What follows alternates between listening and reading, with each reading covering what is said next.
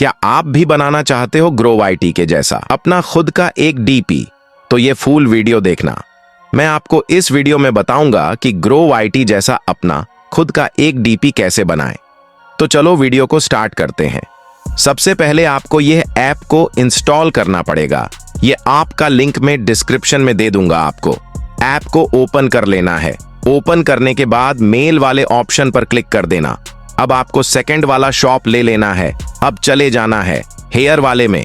Hair में आपको ये वाला ले लेना है। आप चले जाओ मुंह के ऑप्शन में, वहां पर इस वाले को क्लिक करके लगा लेना। ओके, अपने हिसाब से कपड़ा पहना देना। अब चले जाना बैकग्राउंड वाले ऑप्शन पर। आपको कपड़े के हिसाब से बैकग्राउंड को कलर कर देना है। हमारा डीपी बनाकर रेडी हो चुका है। ये है फाइनल रिजल्ट। अब मिलेंगे अगली वीडियो में, तब तक के लिए बाय बाय।